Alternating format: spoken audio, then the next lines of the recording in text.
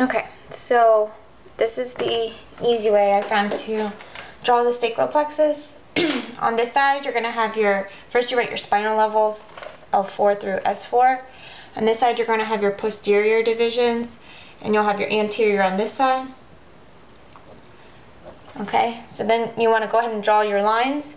The posterior goes from L4 to S2, so draw those lines out.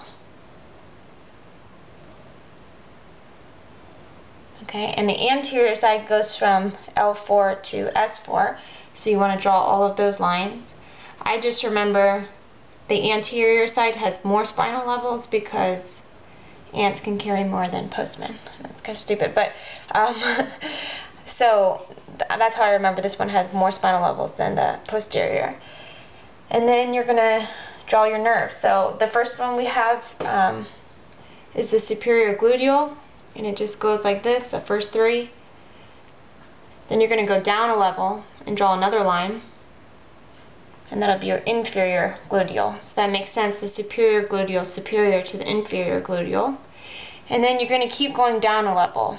At the bottom, there's no more levels to go down, so the last one's just going to have 2 spinal nerves, and I just remember that that's piriformis.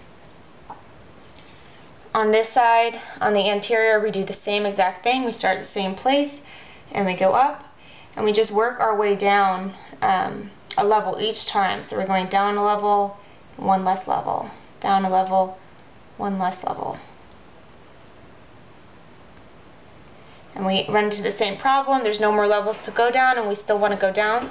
So the last one just has 2 spinal levels contributing to it. And then I use a mnemonic to remember this: quit, operating, post, pot, consumption. I like that one because post reminds me that is posterior, femoral, cutaneous, so I can remember the order of the P's as well. So quit is the quadratus femoris. Operating is the obturator internus. Post is, like I said, posterior, femoral, cutaneous. Pot would be pudendal.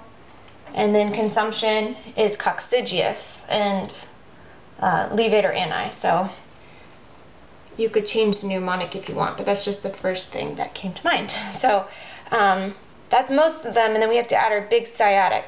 So the posterior division of the sciatic uses all the posterior spinal levels, so that's pretty easy.